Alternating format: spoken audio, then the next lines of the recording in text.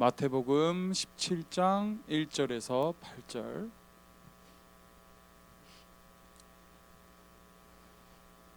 제가 먼저 읽고 우리 렘넌트들이 읽고 우리 교독하도록 하겠습니다.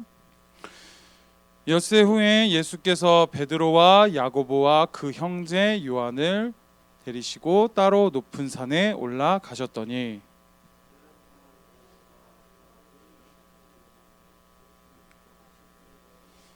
그때에 모세와 엘리야가 예수와 더불어 말하는 것이 그들에게 보이거늘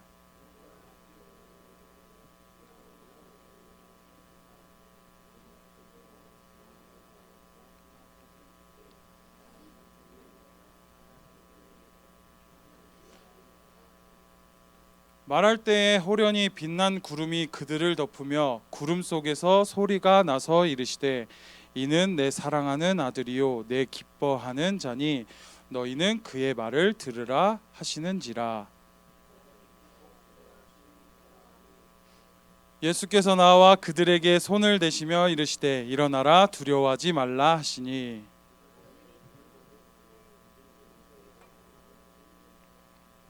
아멘. 예수님께서 우리 변화산에서 우리 하나님께 기도하며 정말 영적 변화가 이루어질 때 우리 렘넌트들도 영적 사람으로 변화되는 렘넌트.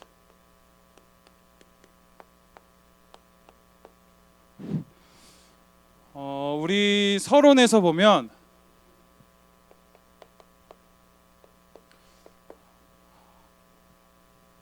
바울이 미리 본 것이 있어.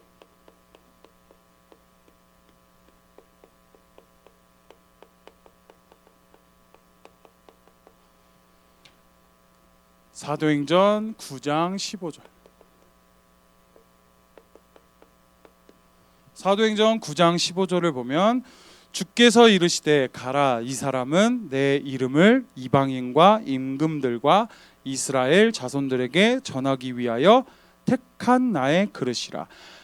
바울이 미리 본 것은 하나님께서 나를 전도와 선교로 쓰임을 받는 그릇으로 나를 정하셨다라는 그 정체성이야.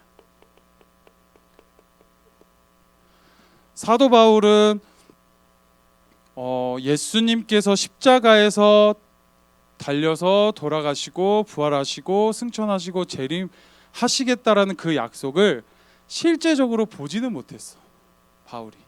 그러나 그 이후에 제자들이 다 각 지역에 퍼져나가 전도와 선교를 이룰 때 바울이 가장 많은 재창조의 역사를 일으켰어. 그래서 렘넌트들도 바울과 같은 이 정체성을 가지고 있을 때 어떤 나라를 가든 어떤 지역을 가든 이 정체성만 가지고 있으면 절대 흔들리지 않아. 그래서 바울은 어떤 정체성을 갖고 있었는가?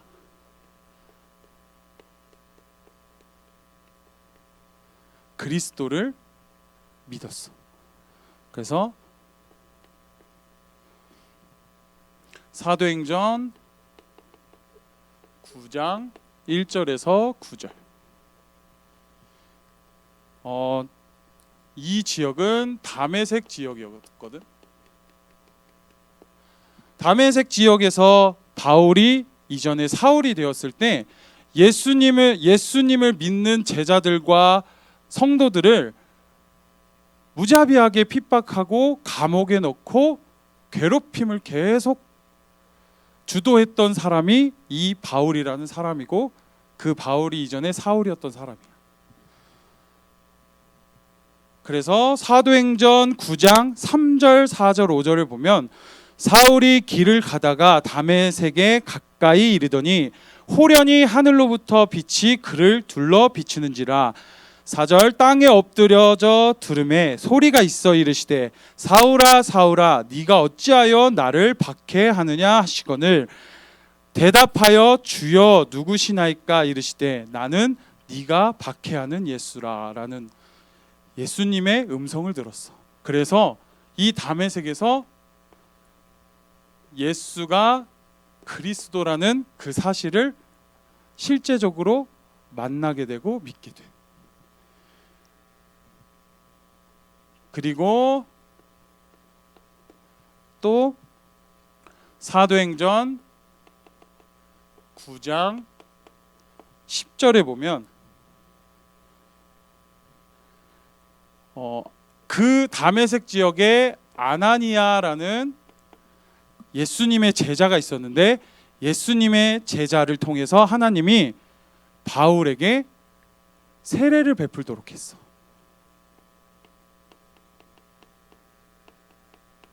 그래서 이때 20절에 보면 되게 세례를 베풀어서 사울에서 바울이라는 이름으로 바뀌게 된 거야.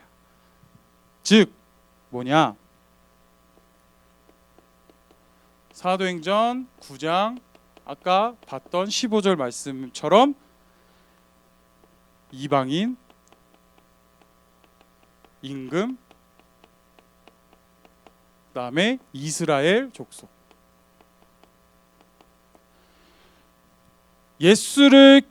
예수님을 계속 핍박하고 감옥에 넣었던 그 사울이 아나니아를 통해서 세례를 받고 바울로 바뀌는 순간 하나님의 그릇으로 택정을 받고 이방인과 임금과 이스라엘 족속까지 살리는 바울이 되었어. 그래서 이 바울이 나중에 이 그리스도를 예수가 그리스도라는 것을 믿고 확인하고 체험을 했을 때 어떤 만남을 주셨는가?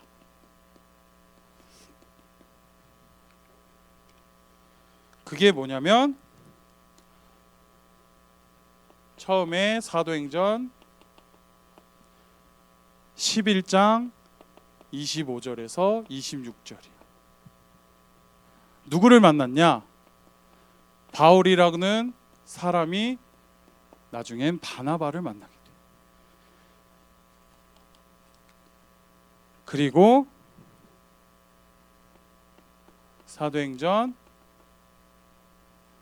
13장 1절 바나바를 통해서 정말 큰 무리와 제자들이 계속 복음을 전하고 가르치는 일들을 하다 보니까 뭐가 세워졌냐면 안디옥 교회가 세워졌거든. 이 안디옥 교회에서 13장 1절에 보면 어떤 인물이 있냐? 바나바, 그다음에 니게로, 루기오, 그다음에 마나엔, 마지막 바울까지.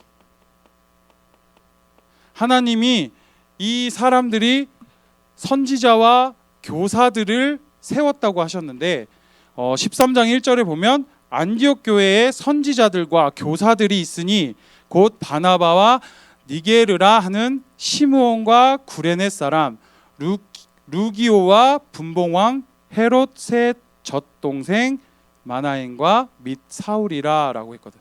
이 사울이 결국 바울인데 이 안디옥 교회에서 1년 동안 계속 복음을 전하고 가르치다 보니까 이런 우리 온누리 교회식으로 말하면 절대 제자가 생겼어.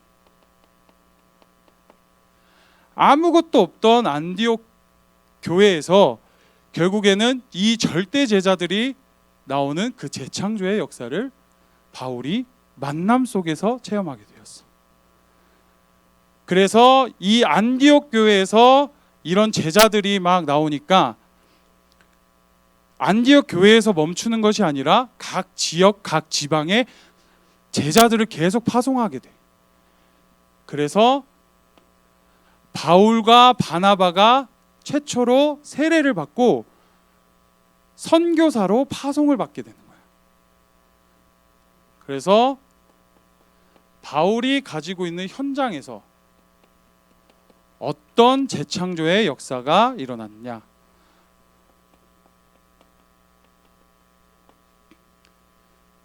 아까도 봤지만 1절에서 4절 보면 안디옥 교회에서 파송을 하게 돼요. 그래서 맨 처음에 바울과 바나바를 현장으로 계속 다른 지역을 보내. 그래서 어디를 갔느냐? 사도행전 16장 6절에서 10절. 어디 갔냐? 마게도냐 지역을 갔어.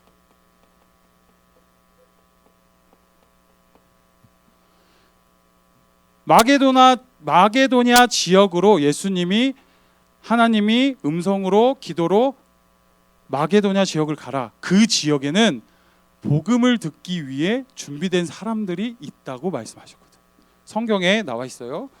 그래서 바울이 그 지역으로 가게 됐고, 나중에 그 마게도냐 지역에는 네이볼리 교회, 빌립보 교회, 아볼로니아 교회, 데살로니가 교회, 베레아 교회까지 정말 많은 교회들이 마게도냐 지역에서 막 우후죽순으로 일어났어.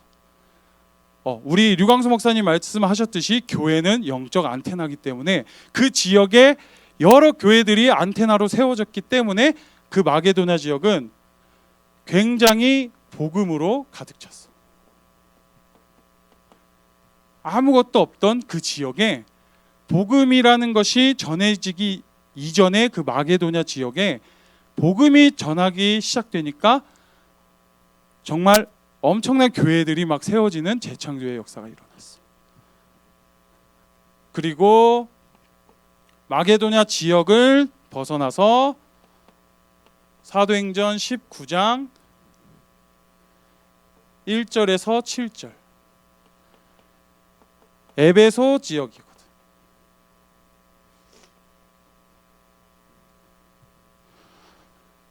에베소 지역에 갔더니 하나님께서 제자들을 예비해 두셨어요. 그래서 하나님이 그 제자들을 만나게 하시고 현장에서 계속 복음을 전하게 하셨어요. 그래서 그 제자들을 12명의 제자들이라고 나와 있거든. 12명의 제자들이 바울에게 복음을 계속 가르침을 받았더니 장소가 계속 모이게 된 거야. 그게 회당이라는 곳이거든. 그 회당에서 제자들이 계속 가르침을 받고 사람들이 우후죽순으로 늘어나니까 나중에는 사도행전 19장 8절에서 10절 어떻게 됐냐? 두란노 서원이라는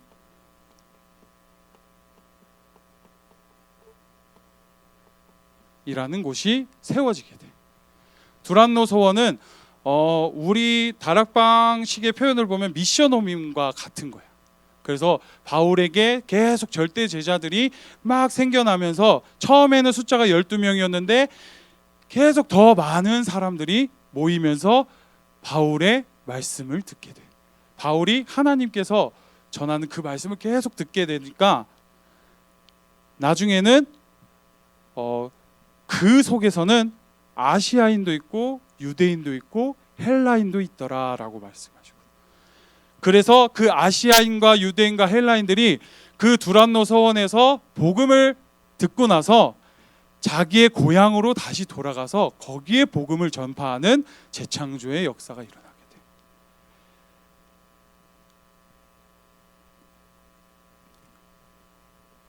그래서 결국엔 두란노 서원을 통해서 각 지역으로 복음이 전파되게 되고, 마지막으로 우리 바울이 사도행전 19장 21절 뭐냐? 하나님께서 말씀하신 게 로마도 보아야 하리라. 그 다음에 사도행전 23장 11절 로마에서도 증언하여야 하리라라고 하시거든.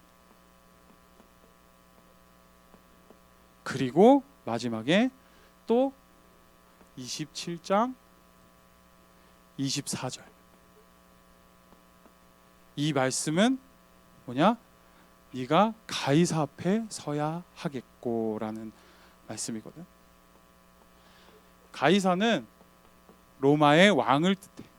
로마의 왕 앞에 당당히 서는 바울이 결국엔 되었어. 그래서 처음에는 마게도냐 지역에서 나중에는 에베소 지역까지 가서 회당을 만들고 그 회당에서 또 두란노 소원까지 정말 많은 사람들에게 복음을 전했고, 결국에는 로마,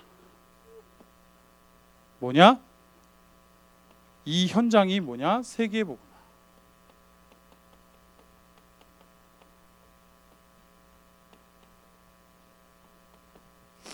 세계복음화의 정말 재창조의 역사를 바울이 체험하게 되고, 그 영적인 체험을 통해서 결국에는 로마까지 복음화시키는, 그리고 바울이 또 죽어서도 정말 많은 사람들이 각 지역에서 복음을 전하게 돼. 맨 처음에 바울은 사울이었어. 예수 그리스도를 만나는 사람, 또 복음을 전한 사람, 구원을 받은 사람을 핍박하고 감옥에 넣었어. 그 바울이 예수 그리스도를 정말 실제적으로 체험하고 누리게 되니까 어떻게 돼? 바울이 되었고 사람을 살리는 사람으로 바뀌게 되었어. 이것이야말로 엄청난 재창조의 역사라고 난 생각을 해. 우리 렘넌트들도 하나님이 정말 주시는 그 말씀 복음 속에서 정말 재창조의 역사를 체험했으면 좋겠어. 그리고 절대 불가능한 것을 가능하게 만들어 주시는 하나님의 능력을 정말 믿었으면 좋겠고, 그래서 정말 사람의 힘으로 할 수 없는 것이 정말 하나님의 능력으로 되어지는 역사, 그것이 재창조의 역사거든.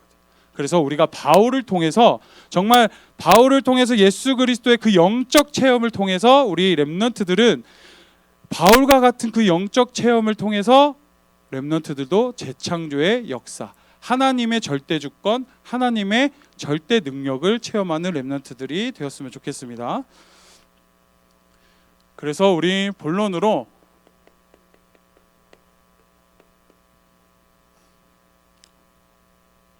영적 성장을 우리는 계속 성장되어져야 하는데, 그것이 변화산의 체험이야.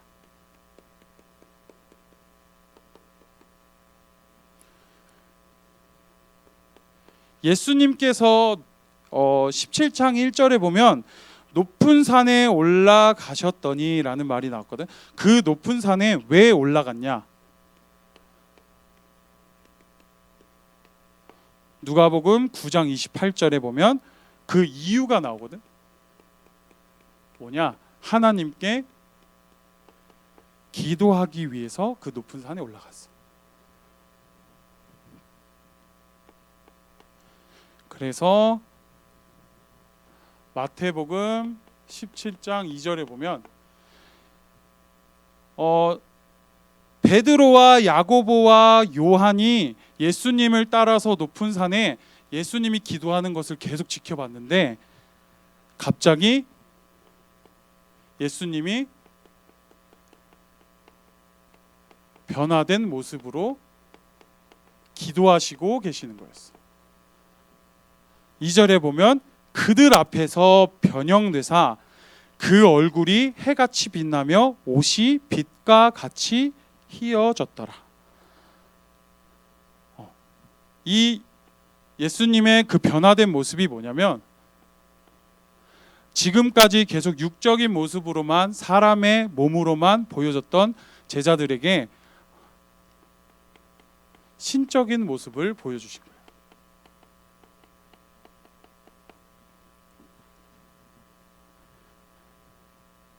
바로 이게 뭐냐면 하나님의 아들이라는 증거예요. 지금까지 예수님은 육적인 모습으로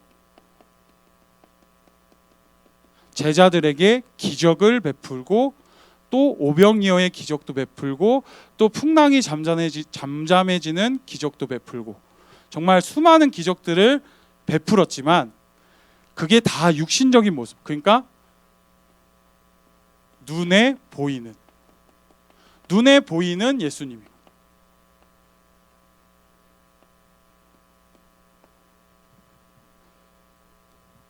그랬더니 이번 변화산에서, 그 높은 산이 변화산인데 그 변화산에서 무엇을 보여주느냐? 예수님의 영적인 모습을 보여줬어.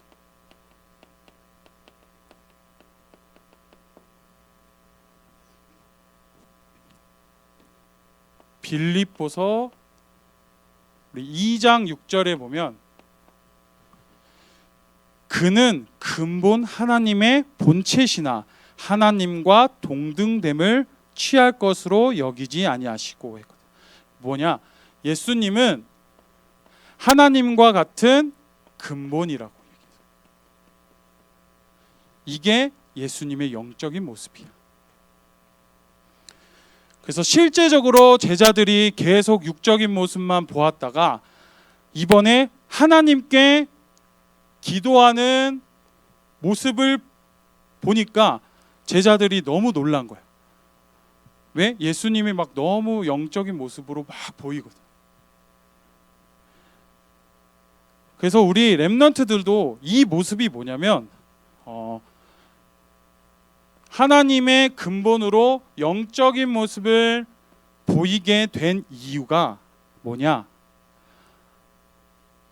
이때가 예수님이 십자가에 달려 돌아가시기 전이었거든. 그게 뭐냐?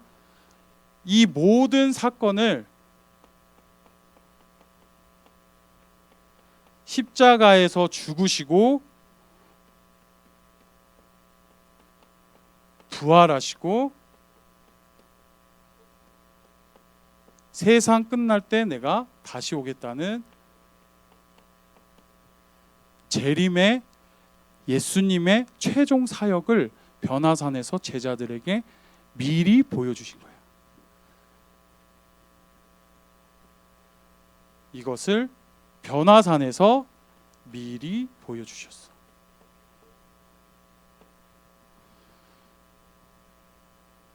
그래서 제자들에게 앞으로 나는 십자가에서 죽고 3일 만에 부활하고 하늘에 올라가고 다시 재림할 것이라는 그 모습을, 기도하는 모습을 통해서 제자들에게 간접적으로 미리 보여주신 거예요. 그래서 제자들이 이때에 예수님의 그 미션을 지금부터라도 계속 발견했으면 좋겠다는 그 예수님의 간절한 모습이었어. 그래서 변화산에서 하나님께 계속 기도하는 모습을 보여주면서 막 영적으로 막 엄청난 막 빛이 막 비치니까 아, 저분이 진짜 하나님의 아들이다라는 그 모습을 보여주시면서 이 미션을 함께 주신 거야. 렘넌트들도 그랬으면 좋겠어. 그래서 예수님께서 그 영적으로 변화되는 모습을 우리 렘넌트들도 똑같이 체험했으면 좋겠고, 이것이 뭐냐? 우리는 하나님의 말씀으로 우리는 체험하게 되는 거야. 지금 다윗의 자손도 아닌데 한국 사람이 나는 예수다라고 막 치켜 세운 사람은 솔직히 사이비거든. 막 그 예수가 막 갑자기 막 빛이 난다? 이건 100% 사기야. 정말 지금의 시대는 하나님이 재림하시기 직전까지는 우리는 하나님의 말씀을 통해서 영적 체험을 해야 돼. 그래서 영적 체험을 통해서 우리가 하나님과 더욱더 깊이 소통하는 영적 성장을 이루어야 돼. 이 영적 성장이 이루어지는 것이 뭐냐고, 결국 이것이 언약의 여정이야. 하나님께서 우리를 인도하시는 것을 계속 보여지는 것이. 그러나 영적 성장을 해야 되는데 우리는 근본 자체가 사단의 자녀여서 하나님의 자녀로 바뀌어졌지만 아직도 사단에게 속고 있어. 그래서 영적 성장을 막는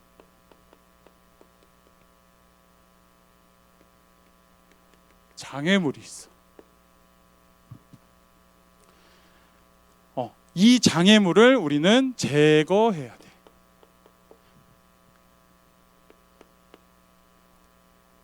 마태복음 17장 4절에 보면 베드로가 고백하거든. 베드로가 예수께 여쭈어 이르되 주여 우리가 여기 있는 것이 좋사오니 만일 주께서 원하시면 내가 여기서 초막 셋을 짓되 하나는 주님을 위하여 하나는 모세를 위하여 하나는 엘리야를 위하여 하리이다 라는 베드로의 고백이거든.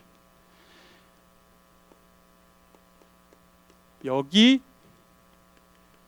있는 것이 좋사오니, 이 말은 무엇을 말하냐? 영적 정체를 말해. 변화산에서 예수님께서 정말 하나님의 영광이 막 돋보여지는 모습을 보니까 그냥 우리 여기서 계속 그 모습만 보면서 살았으면 좋겠다. 베드로가 그 모습을 보자마자 그 모습만 보고 우리는 계속 베드로가 그렇게 자기가 그래서 여기가 좋다고 계속 얘기하시는 거야. 뭐냐면 베드로가 예수님이 계속 영적인 모습을 보니까 그것만 계속 누리고 싶은 거야. 그러니까 신적인 모습만 계속 누리고 싶은 거야. 근데 예수님은 그게 아니잖아. 정말 십자가에서 달려 죽으시고 부활하시고 예수가 그리스도 모든 문제 해결자라는 것을 제자들에게 계속 간접적으로 보여주고 계시는데 베드로는 그것이 아니라 그냥 예수님이 막 빛나는 모습만, 정말 신적인 모습만 좋아하게 되는 거지. 우리는 그것을 놓치면 안 돼.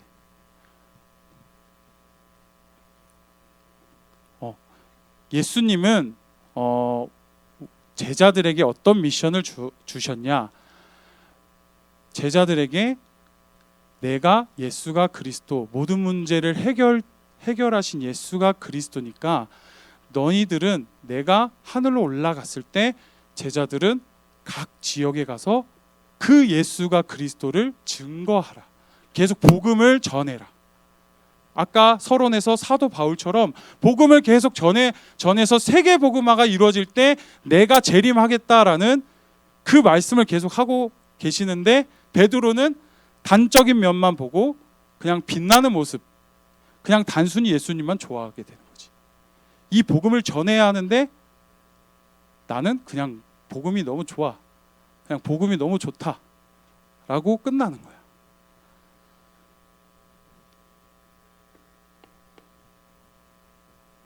그래서 영적 정체에 빠지게 하는 게 있어.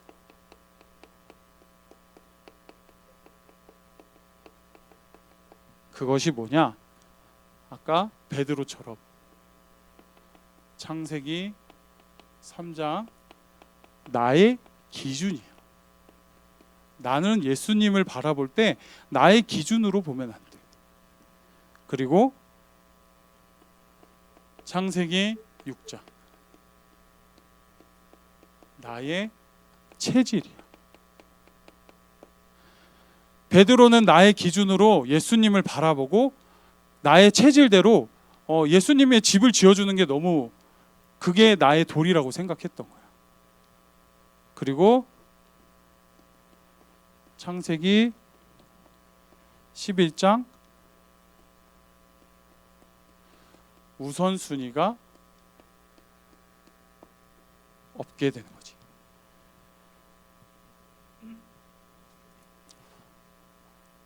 우리가 영적 정체 장애물에 빠지게 되는 이 창세기 3장, 6장, 11장의 장애물을 우리는 다 제거해야 돼. 그리고 사단의 올매에서 붙잡히지 않도록 우리는 계속해서 어떻게 영적 체험, 하나님의 말씀을 계속 묵상하고 들어야 돼.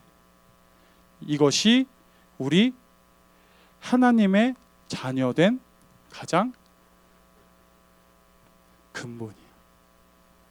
우리 렘넌트들은 나의 영적 정체에 빠진 것을 계속 우리는 점검해가고 교회 안에서 또 발견하고 기도 안에서 발견하고 포럼에서 발견하고 선생님들과 이야기를 나누면서 또 발견하고 점검을 하는 렘넌트들 되었으면 좋겠습니다. 그리고 오늘 본문에서 제일 영적 성장의 장애물이 무엇일까? 예수님은 나가서 복음을 전하라고 했지만 베드로는 그것에 관심이 없었어. 뭐냐? 무관심. 영적 무관심인데 우리가 어떻게 무관심을 하냐? 하나님의 말씀에 무관심하고 또 기도하는 것에 무관심하고 또 찬양과 예배에 무관심하고 또 친구들을 복음을 전하는 살리는 일에 무관심하고 그렇게 되다 보면 세상에서 또 세상 속에서 나를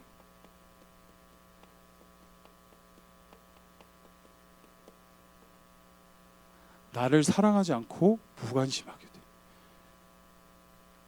그래서 청소년들이 결국에 나를 무관심하고 정말 나를 사랑하지 않게 되니까 어떻게 되냐? 허무에 빠지고 최악의 선택을 하게 돼. 청소년 때 나도 느꼈거든. 청소년 때는 막 너무 심적인 것도 막 분위기나 이런 것들에 너무 많이 휘둘리게 되니까 결국 집에서 혼자 있을 때 혼자 있는 시간에 어떤 생각을 하게 되냐면 너무 나를 너무 사랑하지 않고 나를 너무 나는 싫어했어. 그리고 친구들에게도 무관심하고 나에게도 무관심하게 되다 보니까 어떤 생각을 하게 됐냐면 내가 죽으면 몇 명이나 장례식장에 올까라는 생각을 하게 됐어. 그냥 나를 너무 싫어하고 무관심하게 되니까 그런 생각을 하게 되더라고. 한 명이나 올까? 라는 생각도 하더라고. 우리 렘넌트들은 이것부터 무관심에서 빠져나오고 회복하는 렘넌트들이 되었으면 좋겠습니다. 그래서 나를 너무 하나님의 자녀로 하나님의 형상으로 우리 렘넌트들을 창조하셨는데 나를 너무 무관심하게 하지 말고 나를 조금 더 사랑했으면 좋겠어. 그래서 나를 조금 더 사랑하고 물론 문제와 사건 속에서 있겠지만 그 렘넌트의 정체성을 가지는 것이 나를 사랑하는 것이거든. 그래서 좀 더 나를 사랑하고 그 영적 장애물을 사단이 주는 이 장애물을 통해서 사단이 올무와 틀에 갇히게 만들거든. 그래서 이 장애물을 다 제거하는 우리 렘넌트들이 되었으면 좋겠습니다. 그래서 우리 결론으로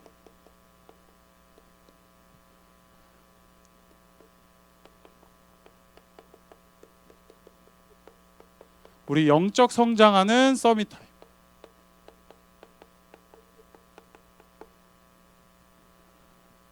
첫 번째가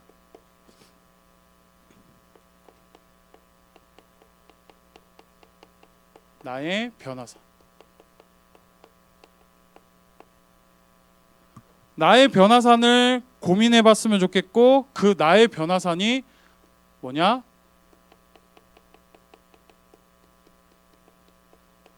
예배의 집중을 통해서 하나님의 말씀을 나의 마음속에 레마의 말씀으로 붙잡는 것.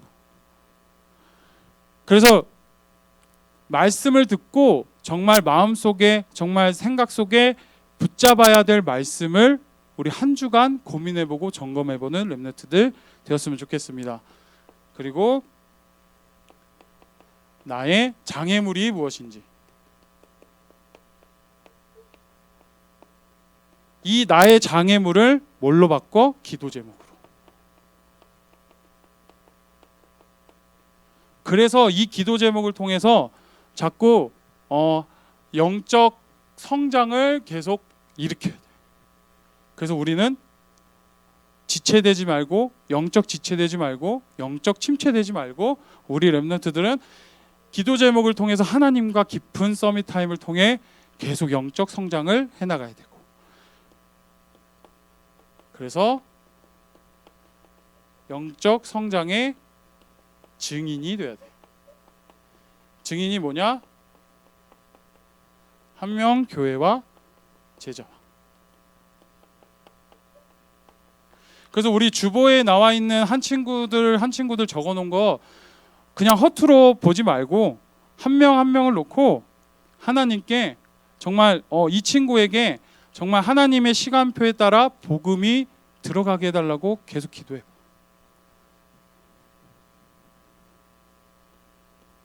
그리고 우리 온누리 교회에 변화산이 있어. 봉화산 말고 변화산. 그게 뭐냐? 우리는 서밋스쿨이야. 정말 우리가 교회를 통해서 영적 체험을 계속 누리고 축복을 누려야 되는데 그 시스템이 바로 서밋스쿨이야. 그래서 우리 렘넌트들은 반드시 서밋스쿨을 위해서 기도했으면 좋겠어. 이 서밋스쿨을 통해서 우리는 뭘 해야 되냐? 미리 응답을 받았다. 금요예배 때 당회장 목사님이 말씀하셨거든. 미리란 무엇인가? 먼저 응답을 다 받아놓고 우리는 실천하고 실행하는 것이다. 우리 렘넌트들은 그랬으면 좋겠어. 렘넌트들이 다은이나 서영이나 우리 지원이나 희원이나 수빈이나 우리 주승이나 지원이나 또 우리 수연이나 찬영이나 우리 민주까지 이 중고등부 렘넌트들은 5년 10년 뒤에 우리가 기도 제목으로 붙잡은 것은 이미 다 응답을 받았다고 생각하고 세상 앞에 당당히 나가야 돼. 이 정말 자세가 너무 중요하거든.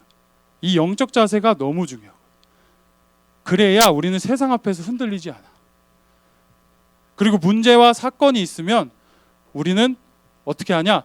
또 미리 응답을 받을 줄 알고 기도 제목으로 붙잡게 돼. 정말 이 영적 체험을 우리 렘넌트들이 누렸으면 좋겠습니다. 그래서 우리 끝으로 마태복음 17장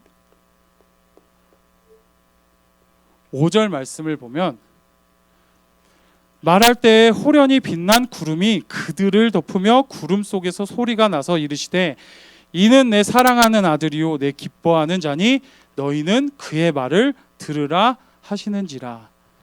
이렇게 말씀하고 계시거든. 하나님께서 우리 제자들에게 뭐라고 하셨냐? 내 사랑하는 아들이요 내 기뻐하는 자니 너희는 그의 말을 들으라고 하셨거든. 그의 말은 뭐냐?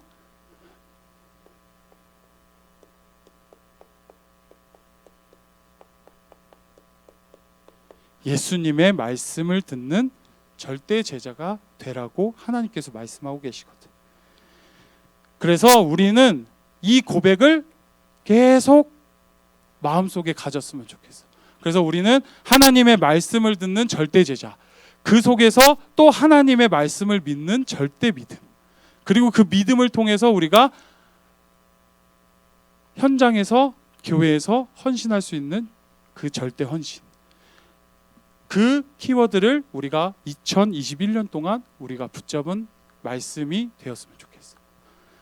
그래서 영적 성장으로 변화가 되어지는 그 하나님의 말씀을 한 말씀이라도 좋으니까 꼭 붙잡고 선생님과 또 하나님과 깊게 소통하는 렘넌트들이 되었으면 좋겠습니다. 그래서 정말 마음속에 생각 속에 그 하나님의 말씀이 계속 자리 잡아서 보좌의 축복과 정말 언약의 여정 속에 탑의 서밋으로 미리 응답을 받는 렘넌트들이 되기를 소망합니다. 우리 기도하겠습니다.